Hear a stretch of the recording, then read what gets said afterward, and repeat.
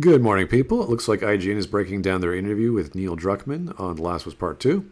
And this topic has to do with the time you spend as Abby in the game was actually decreased from what it initially was. I think the current cut between Abby and Ellie is in half.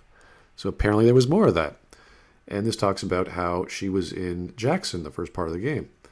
So the game initially was this open world thing, and you spent all this time in Jackson, which is interesting. So Abby joined the community, and you were playing as this new character until she betrayed Joel later on.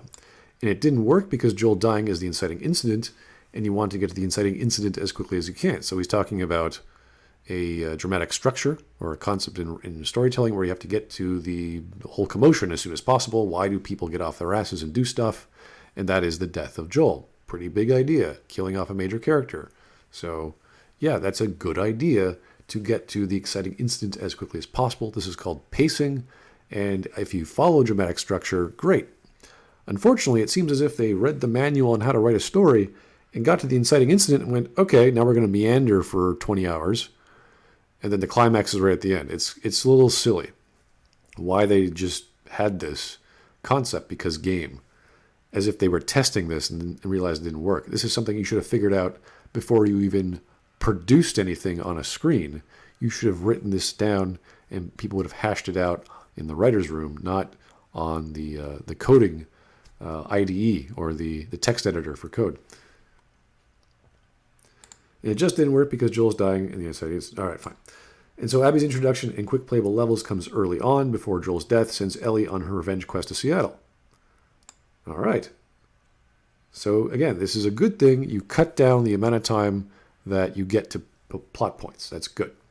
Druckmann explained how Abby's role actually shrank from earlier iterations. That means that the game was even larger or had more content playing as Abby, which I don't know why you'd want to do that. The Jane philosophy of having or playing as the antagonist has only been seen a few times, and this is probably the worst case I've ever seen it, just because they do something so horrific and it's not set up properly. In fact, because they decreased it, you have less time to identify with Abby until she does something horrible. It's you do something horrible and then, oh wait, no, she's a human. Let's do a series of flashbacks to humanize this character who's a villain. They're like, all right, that's backwards thinking, but sure, let's do that way. But ultimately, the team settled on a playable portion that felt long enough to convey what was necessary. Yeah, you want to balance this stuff out. Abby was the concept that made us want to make this game about empathy and interactivity. Really? See, I would think feeling empathetic to Joel and Ellie is all you needed to do. They pretty much had it hard already. Everyone in this story is a gray character. They're not just constantly good. Everyone has to kill or do bad things to survive. But why would you want to empathize with the villain? When you introduce the villain as quickly as possible and have her do something horrible as quickly as possible, then the rest of the game becomes this giant flashback or a series of flashbacks and jumping from time to storyline just to like Abby. It could work. You could do it that way, but that's not what happened. Abby does not have a clear plot. After Joel dies, she's done. She's just meandering. She's going from here to there. She's visiting Owen. Then she gets captured. Then she has to save two kids. Then she goes and visit Owen again. And maybe I should go check on those kids. And she goes back. One of the kids is hurt. Okay, got to get bring them back to Owen. And we got to get some medical supplies. They're going to die. Get some It's like, it just keeps reacting. Whereas Ellie's plot is direct. She's an active protagonist. Her friends go with her. She's on a quest for revenge. So we have two different storylines. One is much more focused, and the other one is just meandering with a series of flashbacks, which is not the best technique when trying to tell a backstory. And then you have dream flashbacks, which is really not a good idea. So you have all this crap just to get the idea of empathy and interactivity. Interactivity is like saying I'm playing a video game, bravo. Empathy is a little more difficult. And there's this whole idea of redemption in the previous interviews. It's like there's no redemption. Abby does not want redemption. She never did.